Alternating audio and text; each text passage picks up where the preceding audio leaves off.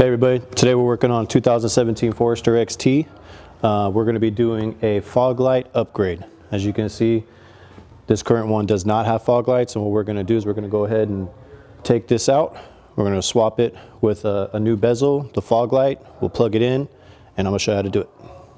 The great thing about adding these fog lights is it adds value to the car, and the awesome thing about it is that these cars already come pre-wired for them. So adding fog lights to a car will actually increase the value of it as well. It's a great upgrade, really simple to do. If you have questions or need to know where to find the parts, you can contact us on our website and get the phone number and call us. And we'll give you all the information, okay? You can even buy from us too. So first thing you want to do, you're going to get some kind of a pry tool, something like this. You're going to get in here, careful of the paint. You're going to loosen this up and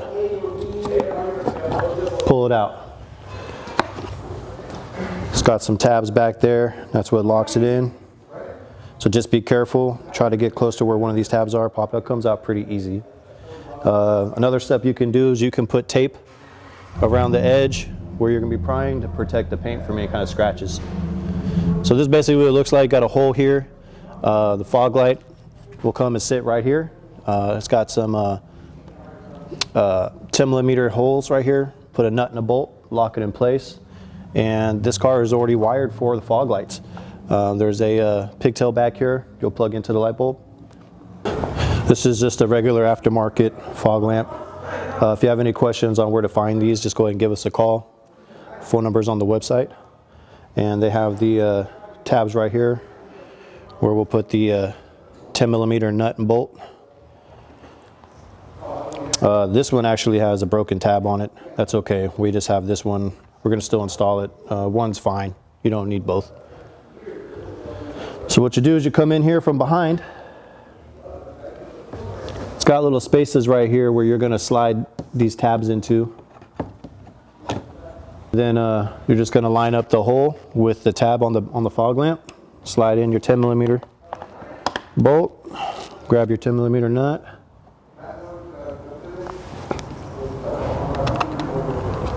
Go ahead and just get it on there finger tight. Use a 10mm socket with an extension. Come in here through the front. Doesn't have to be very tight, just nice and snug. If you do it too tight, you'll break the tab. You'll find that there's a pigtail back here that is taped up. Let's go ahead and cut that tape. Bring down the pigtail. It plugs right into the back of the light, right into the light bulb. Makes a click sound when it's locked in. We got a bezel. This is what it looks like. And what you're going to do is you're going to slide this portion into the back first.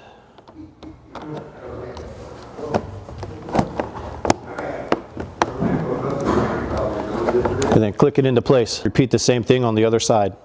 The next thing you're going to have to do is you're going to have to hook up the fog light switch inside, because this one did not come with them, so we have to add that. This is the fog light switch. The plug is already back there, so what we're going to do is we're going to cut out the opening. We'll slide this in and plug it in through the back. Okay, so first thing we're going to do is we're going to take off a couple panels, all right? We're going to go ahead and pop this off. I have a little panel popper right here, just kind of wedge it in there and walk it out. All right, be careful. It's got these tabs, you don't want to break those. Set that up and out of the way. And there's a little fuse panel. I always pop this off. You can probably leave it on, but I use it so I have some grip. There's a little Phillips head screwdriver right here that you need to take out first before you actually pull this off.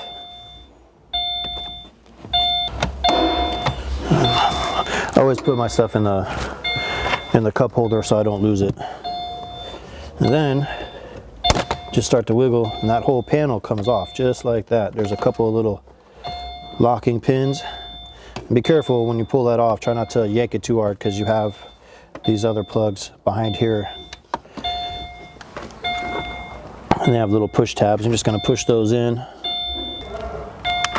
The tip of the Phillips head, push down. release that. That a smaller little locking device there. So now this is your panel. This is where the plug's going to go, just like this one. And you see on the back, it's already set up for the plug. So all we got to do is just cut that out. Follow this line. You could do it with a razor blade, a Dremel. Just be really careful. It's always better to cut less than more. So that way, you know, if you go to put it in there, it's not fitting right, you can just take a little bit more. Take your time with this. Don't rush it. You want to do it right the first time. All right, so what we're going to do next is we're going to remove this whole section from this piece. So we're going to get this whole piece out. Make it a little bit easier to cut that piece out. We have a bunch of locking clips all the way around this, plus we have one Phillips head screw. So we need to remove the Phillips head screw. Put that in the cup holder. And then we're going to use our clip remover, a little smaller one. Try to push these tabs in. Be really careful. Try not to push too hard on there. What I do is I get one corner done, and then I walk around the edges, and then slowly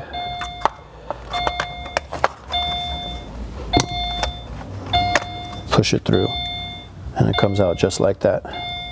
And see, there's where the button's going to sit, just like this one. So now that you have this out, it's a lot easier to work with. You can see the entire back. You can actually see an outline of where the switch is going to go. It's going to look just like this, hopefully at the end. And we're almost on our way. See how I'm just following the edge and I'm not going past it, keeping the factory look. And basically that's what it will look like when you're finished. And then the button, it comes in through the back. It's going to look like that when we're done. This only goes in one way, so if you're fighting it, it means you have it the wrong direction. There is a little notch right here that follows a groove on the button. And then you basically just slide that right in there, push it till you hear a click, and there's your fog light button. Take the bezel that we just trimmed. You're going to put it in an angle, start from the bottom, and click it forward. And that's what the finished product looks like with the fog light button installed. So next thing we're going to do, we're going to go ahead and plug everything back in that we disconnected. Oh, and by the way, this plug up here that's taped, this is the plug for your fog lamps. Okay, so we're going to take a little razor blade and cut that down.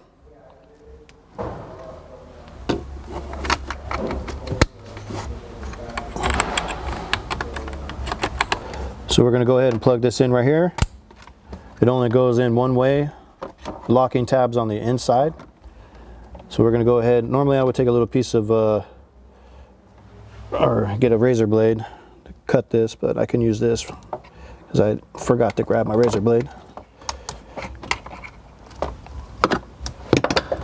And we're going to peel this away.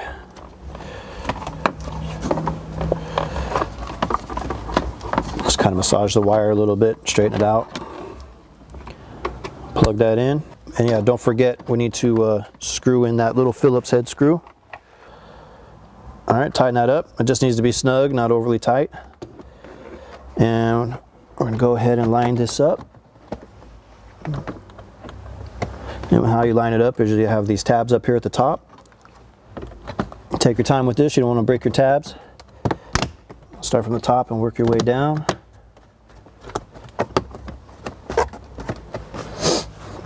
Then we got a Phillips head screw we're going to put in here. Nice and snug. Fuse panel, lock that back in.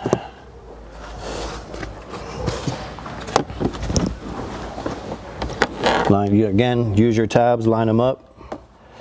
Take your time.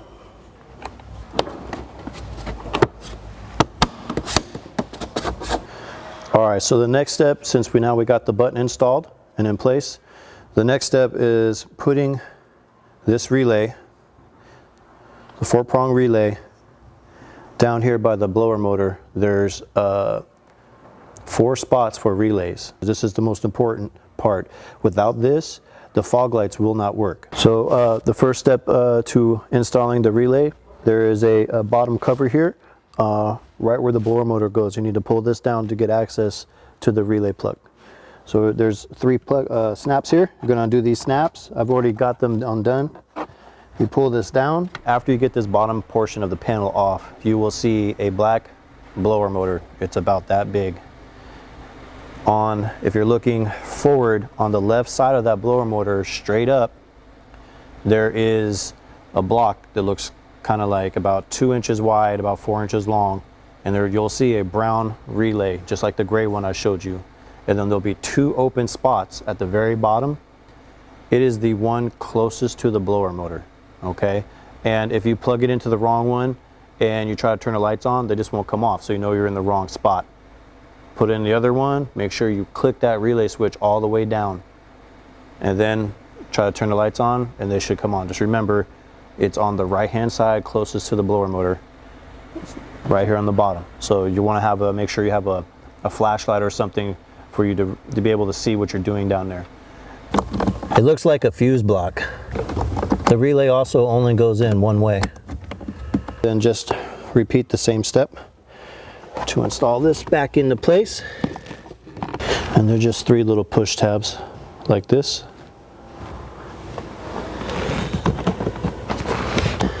All right, so that's back in place. That's all locked up, and now we can go to the front of the car, turn it on and check it out. And there we go, just like that. If you have any questions, please visit us at SSP Recycling. Give us a call. We'll let you know where to get the parts if you need any of them. If you break anything during the whole process, give us a call. We'll get you set up with the replacement parts. Thanks again for watching, and subscribe and like. Thank you.